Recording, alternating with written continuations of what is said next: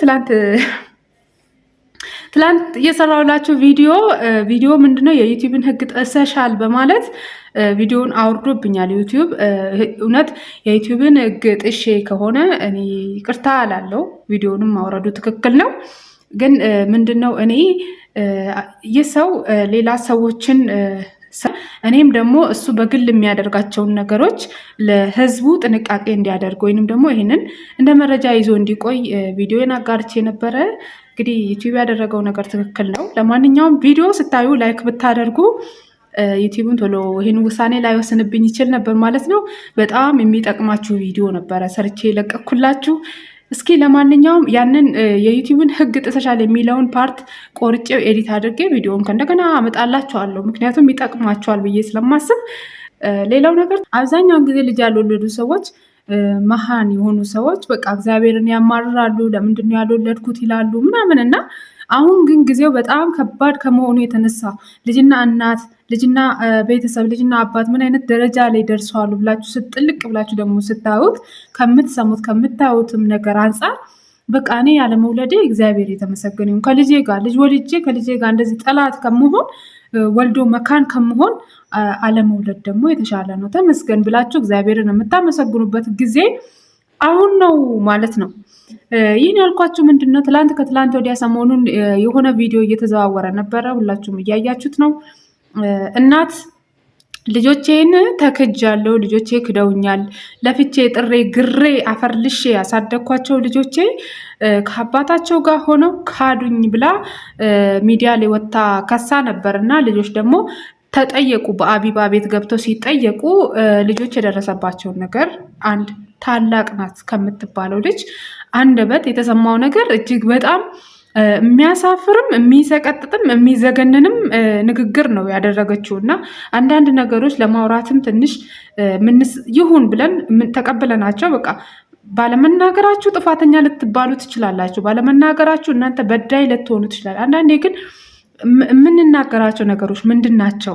ሰው እኮ ብዙ ነገር ሊሆን ይችላል፣ ብዙ ነገር ሊፈጠር ይችላል፣ ብዙ ነገር ሊከናወን ይችላል እና ከማውራታችን ደግሞ አውርተን ምንድን ነው የምናመጣው፣ ምንድን ነው የሚሆነው የሚለውን ነገር ትንሽ ግንዛቤ ውስጥ ማስገባት ያስፈልጋል። እና ልጅ እንግዲህ እናቷን ምን ብላ ከሳለች?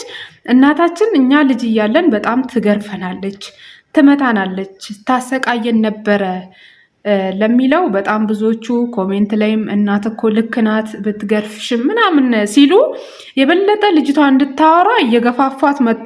ምን ላይ ደረሰች? እናት እኔን የሚፈልገኝ ወንድ ቤት ሲመጣ ከእናቴ ጋር ሌላ ሪሌሽን ውስጥ ጀምሮ እንዲሁም የ3 ወር ፅንስ ከሱ ይዣለሁ እና ለምን ትደውይለታለች ብላ እንደዚህ ብላ እናቴ እኔን እንደዚህ ያለችኝ ብላ እናቷን ከሰሰች። ይህ ማለት ምንድን ነው?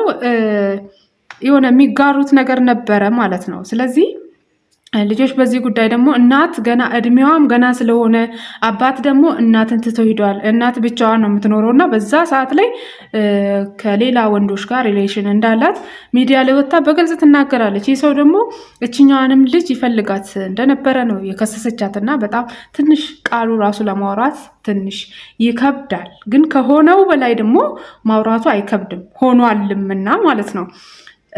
ስለዚህ እናት ምንድነው ልጅቷ የከሰሰችው ምንድነው? መገረፋችን ብቻ አይደለም፣ መመታታችን ብቻ አይደለም፣ እናታችን ናት። ግን በጣም አስነዋሪ ነገሮችን አይናችን እያየ ጆሮአችን እየሰማ ፊት ለፊታችን ላይ ብዙ ነገሮች ታደርግ ነበረ። ከጎረምሳ ጋር ትጋራ ነበረ፣ ከኔ ኩያ ጋር ትጋራ ነበረ የሚለውን በግልጽ ተናግራለች ማለት ነው። ግን ምንጊዜም ሴት ልጅ ልብ የላትም ሴት ልጅ እና ምንድነው በፍቅርም ልትሸነፍ ትችላለች። ምንም ልጅ ቢኖራትም በሆነ ሁኔታ ላይ ልትወድቅ ትችላለች እና አንዳንድ ሚስጥሮች ልጅ የማያየው ነገር አለ። እንደ አጋጣሚ ሆኖ ልጅ የሚያየው ነገር አለ። ይሁንና ደግሞ ልጅ እናቱን መቆጣጠር ይችላል ወይ? በምን አይነት ሂሳብ እናቱንስ ሊቆጣጠር፣ ሊመክር፣ ሊቆጣ፣ ሊቀጣ ይችላል ወይ? ዛሬ ላይ ደግሞ እናት እንባዋን ስታዩ ጸጸትም አለባት። ተክጃለሁ ብቻ አይደለም ልጆቼ ካዱኝም ብቻ ሳይሆን እንባዋን ስታዩ ደግሞ ያለፉት ታሪኮች ጸጸትም እንዳለባት ያሳያልና ልጆች በዚህ ሰዓት ደግሞ እናታቸውን ቢረዱ፣ እናት ከዚህ በኋላ አቅሟ እየደከመ ነገሮች እየጸጸቷት ስለሚሄዱ እድሜም ሲሄድ ደግሞ ሰው ትክክለኛ ሰው የሆነ ይሄዳል። ሁሉ ነገር እየሰለቸው ወጣትነት እየቀረ የድሮ የምናደርጋቸው ነገሮች እየቀሩ ስለሚሄዱ አሁን ደግሞ እናት ወደ እድሜዋም ሲገፋ ወደ ራሷም ስትመለስ እኛም ደግሞ ከእሷ ጋር ብንሆን ያለፉትን ነገሮች ብንረሳላቸው ጥሩ ነው ላለው። እንግዲህ እናት እንደ እናት መከበር አለባት። ምንም ብታጠፋ እናት ናትና ወደዚህ ምድር ያመጣቻችሁ እናታችሁ እስከሆነች ድረስ ብዙ ጥፋቶች ልጅቷ እንዳለች ብዙ ትክክል ያልሆኑ ነገሮች እንዳሉ ነው እንግዲህ በግልጽ የተናገረችው።